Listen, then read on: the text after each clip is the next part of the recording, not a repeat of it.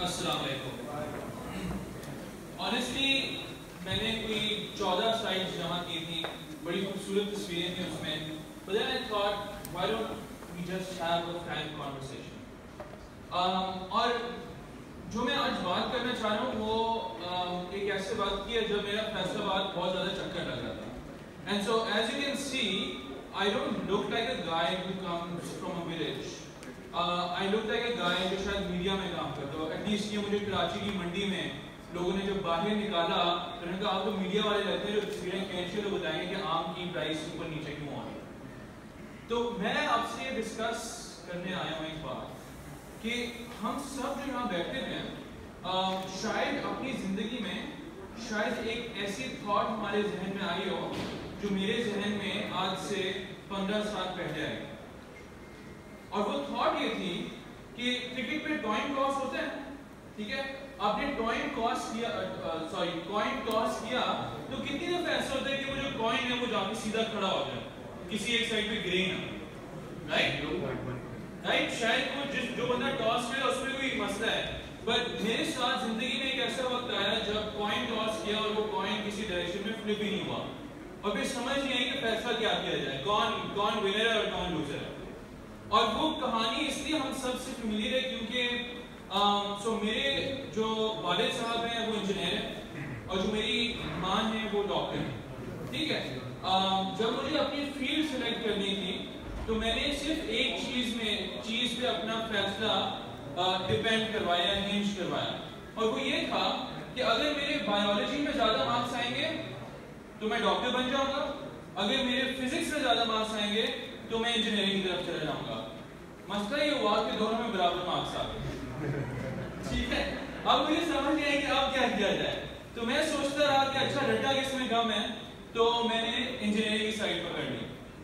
लेकिन मुझे एक और मौका मिला अपना फैसला तब्दील करने के लिए, और वो यूनिवर्सिटी के पहले सेमेस्टर में था जब मुझे पहले कुछ हफ्तों में ही आइडिया हो गया था कि टेलीकॉम इंजीनियरिंग में दाखिला तो ले लिया है बट मेरा कोई शौक नहीं है इस फील्ड में। और उस वक्त अगर मैं चाहता तो मैं अपने आप को बीबीए सेक्शन में भेज सकता था क्योंकि फास्ट यूनिवर्सिटी में मेरिट इस तरह डिफाइन था कि आप बीबीए में जा सकते थे पहले सेमेस्टर।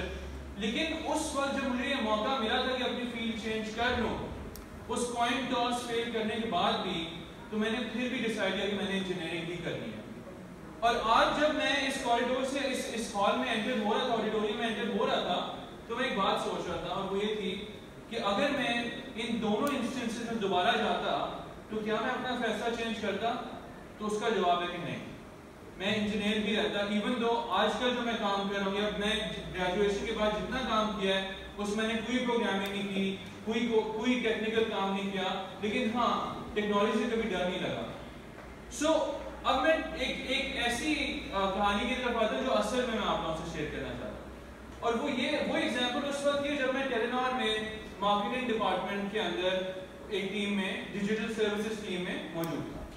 नाउ जो डिजिटल सर्विसेज टीम है टेलीनॉर की मार्केटिंग डिपार्टमेंट, उसका काम ये है कि एसएमएस, आईवीआर या वॉइस, वेब और ऐप के ऊपर ऐसी प्रोडक्ट्स और सर्विसेज टेलीनॉर के यूजर्स को दी जाएं जिससे उनकी जिंदगी में कोई तब्दीली आए। अच्छा, अगर उनकी जिंदगी में तब्दीली आए तो उससे टेलीनॉर को क्या फायदा है? टेलीनॉर को ये फायदा है कि आपके पास शायद आपके फोन में एक से ज्यादा सिम डलती होंगी, राइट। कितने ऐसे लोग हैं जिनके पास ड्यूल सिम या ज्यादा सिम वाला फोन है, राइट। मेरे पास भी ड्यूल सिम फोन है ना। जब पाकिस्तान में एक बंदे को 5 सिम ऑन करने का इख्तियार है तो टेलीकॉम ऑपरेटर्स जैसे टेलीनॉर हैं, उनके इंटरेस्ट में है कि वो ऐसी इंफॉर्मेशन आपको दें जिससे आप अपनी सिम ऑन रखें। अगर तो वो सिर्फ कॉल और एसएमएस आपको प्रोवाइड करेंगे तो वो तो 5 या 4 टेलीकॉम ऑपरेटर्स आपको दे रहे हैं, तो वो क्या ऐसी चीज ज्यादा दे सकते हैं जिससे आप उनकी सिम ऑन रखेंगे। तो फॉर एग्जांपल अगर आपको रोजाना मौसम की सूरत हाल आपके फोन पे आना शुरू हो जाए तो एक किसान या जमींदार जो है वो अपने फोन को देखेगा हर सुबह कि भाई क्या आज क्या होने वाला है। अगर तो बारिश होने वाली तो आज फर्टिलाइजर या पेस्टिसाइड नहीं यूज करनी क्योंकि वो तो बह जाएगी। सो इस तरह वो अपनी सिम ऑन करेगा, सिम ऑन होगी तो आगे पैसे भी टेलीनॉर को आ जाएंगे। तो मैं ऐसी टीम का पार्ट था जिसका काम ये था। अब उसमें मैं अगर अपने आप को देखूं तो मेरा कोई गांव नहीं है, मेरा हमेशा से गिला ही रहा है फैमिली को कि मुझे गांव चाहिए था जहाँ पे गायें बैलें होती, मुर्गियां फिर रही होती, ताज़ा दूध मिलता, और वो वाली बैठक होती वहाँ पे। शहर में अगर आप इस्लामाबाद में रहें और वो भी मेन रोड पे, तो बस सामने पहाड़ नजर आते हैं और कुछ भी नहीं। तो मुझे तो गलियों में भी रहने का बड़ा शौक था कि वहाँ पे कम से कम क्रिकेट इकट्ठे लोग खेल लेते थे। हम तो मेन रोड पे देख लेते थे, आगे जंगल है, अब क्या करें। तो उस सिचुएशन से जब मैं टेलीनॉर की इस टीम में आया तो मुझे एक अपॉर्चुनिटी नजर आई, और वो अपॉर्चुनिटी ये थी कि अगर आप पूरी दुनिया की आबादी को देखें तो उनमें आजकल आबादी है 7 बिलियन लोग हैं इस दुनिया में, ठीक है। तकरीबन 20 साल में ये लोग 9.6 बिलियन हो जाएंगे, और अगर 9.6 बिलियन लोगों को आपने फीड करना है या खाना देना है, तो आजकल जो पैदावार चल रही है फसलों से, उसको डबल होना पड़ेगा। अगर अभी हम 100 यूनिट्स प्रोड्यूस कर रहे हैं तो हमें 200 यूनिट्स करने पड़ेंगे ताकि उस वक्त दुनिया की आबादी को फीड कर सकें। तो वहां पे टेलीनॉर पे मैंने ये आइडिया फ्लोट किया कि हमें एग्रीकल्चर में कुछ करना चाहिए। मसला ये था कि मुझे एग्रीकल्चर का कुछ पता नहीं, क्योंकि मेरा तो कोई गाँव नहीं था, मुझे नहीं पता वो किस तरह होता है।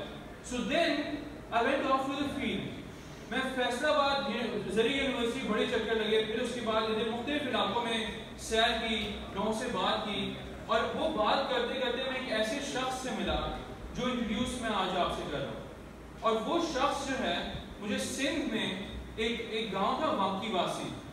अब हमने अपनी गाड़ी पार्क की क्योंकि आगे सड़क तो खत्म हो गई थी, हम कच्चे से पैदल जा रहे थे, और ये जुलाई अगस्त का वक्त था।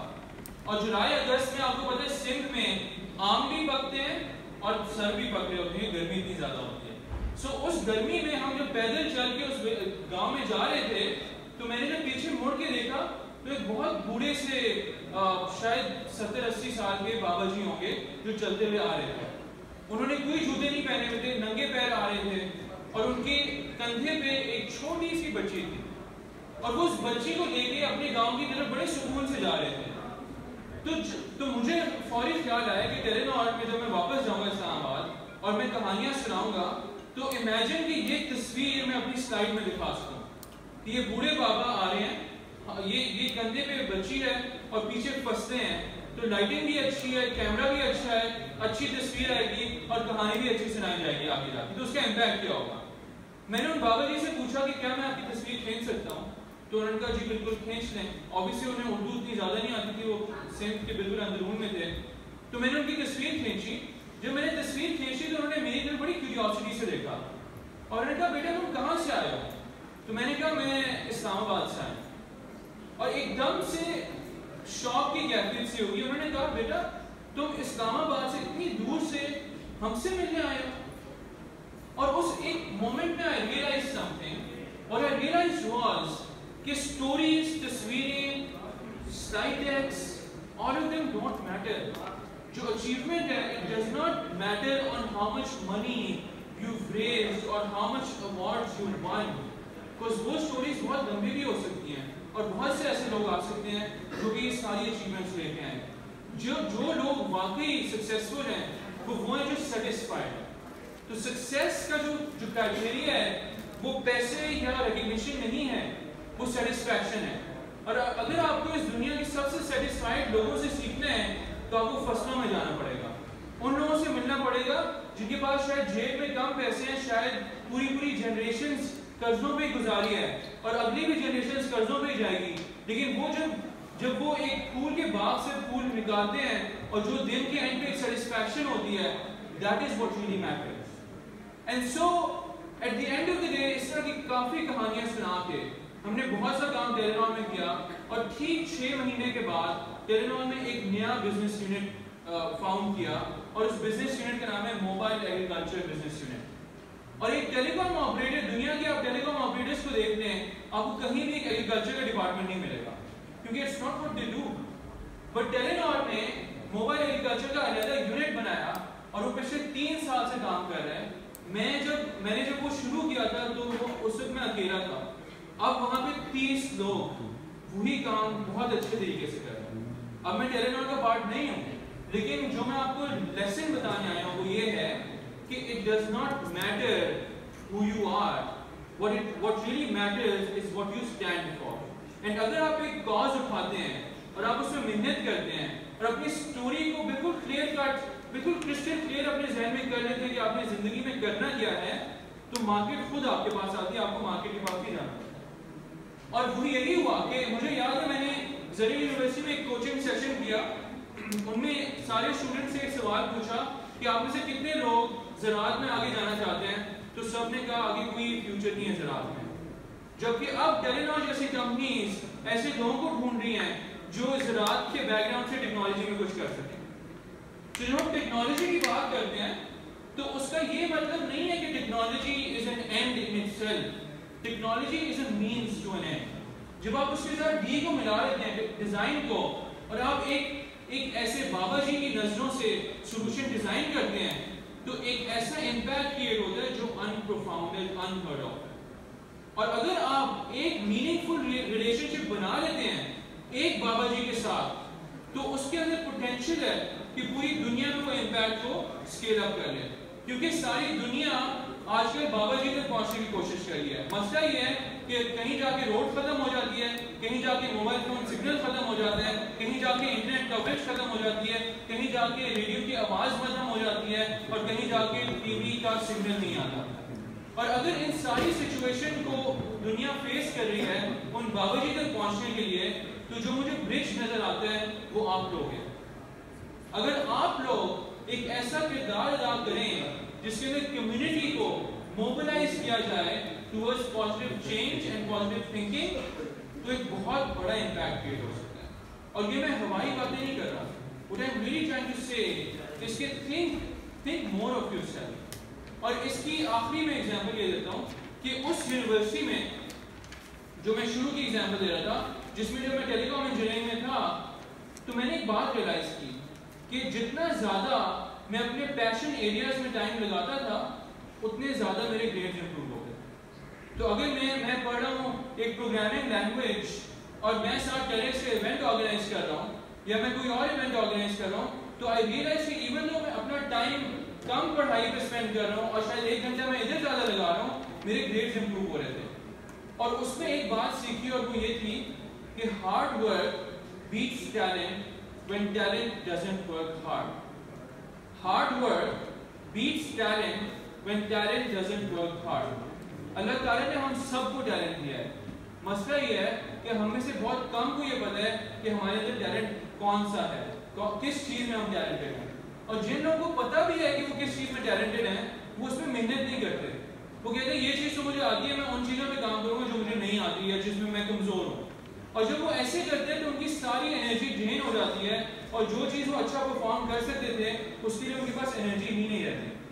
तो एक चीज अगर आप कर सकते हैं अपनी परफॉर्मेंस को इंप्रूव करने के लिए, वो ये है कि एक टेबल बना लें, सिर्फ एक टेबल बना लें पूरे हफ्ते के लिए। एक साइड पे लिखें वो एक्टिविटीज, वो काम जो आपने उस हफ्ते में किए थे जिनसे आपकी एनर्जी लेवल ऊपर गया, जिसको करने के बाद आपकी नींद उड़ गई, खाना पीना भूल गया और आपको बड़ा मजा आया वो काम करने के लिए।